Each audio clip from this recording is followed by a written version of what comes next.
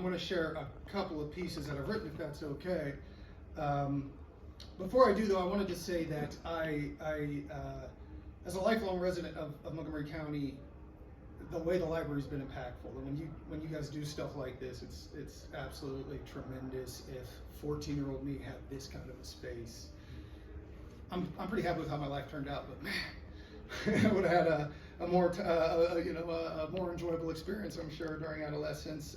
I grew up kind of as an outcast, and the library was always a safe space for me. I didn't feel like I had anywhere I could go. I felt very lonely everywhere I went. I felt like there was no space for me anywhere, and this is where my friends were, Vonnegut and Poe, and and it was the one in Kettering, Wilmington Stroop. I used to ride my bike up there, and this is where I found out, because I'd scour the music sections, and I found a Tribe Called Quest and De La Soul. So I was able to encounter all kinds of art and experiences that I don't know that I would have encountered otherwise, if not with without the library. So I'm incredibly grateful for stuff like this. I was so happy to see this was happening.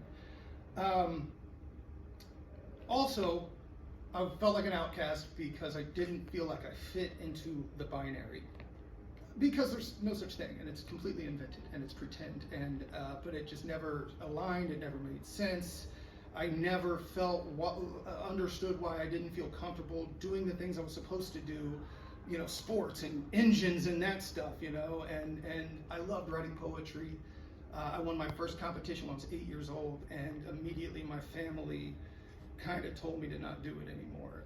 It was for girls, and that broke me. And so I masked for a lot of years, and this became something I hid. And over the last few years, I've been able to really come out and know that who I am is okay, and spaces like this really help that. So realizing that, as a queer kid who's I don't believe in gender, so non-conforming, I have a friend who calls it gender punk, and I think that is the greatest description, because I honestly don't care. It doesn't matter to me as far as I go. So I'm just grateful for this. Thank you for doing it. I appreciate you putting this together. The first piece I'm going to share is called Treadway.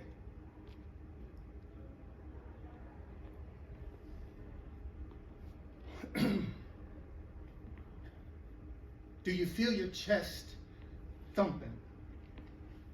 It's like that moment just before something triumphant, when time becomes a fact of life, and when the light shines, the glow around us is simply stunning. What do we want now?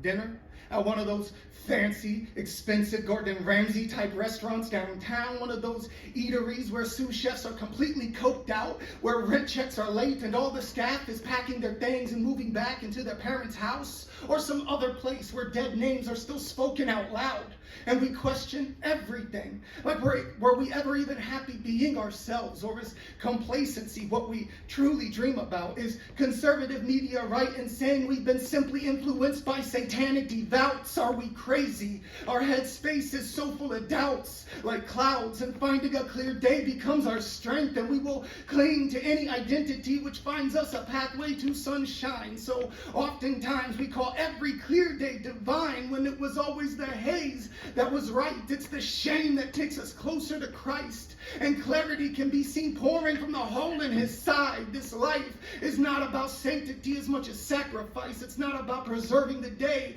but celebrating the coming of night, because of what we may find when fog breaks down the light into shards of brightness, into pieces of truth which can be arranged into so many things. And this is what others can't see, because we are at least acknowledging everything's a possibility, and not merely deciding there is only binary, as the blue skies would have us believe. On the contrary, the stormy weather indicates the unexpected and unknown is the only thing we should ever be prepared to see. Familiarity is an anchor shackled to ankles, and we are drowning.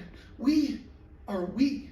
Not man, not woman, not anything, beings free of reproductive identity, souls with bodies we are whatever, carrying, but so much more than hands and feet and ovaries and lips and teeth and the length of hair hanging over me and the skirt or the jeans or whether they cover my knees. Gender isn't what makes a human being. No, it's only having a heart that is beating. So, do you feel your chest thumping?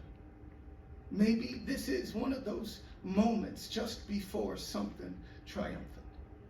Thank you.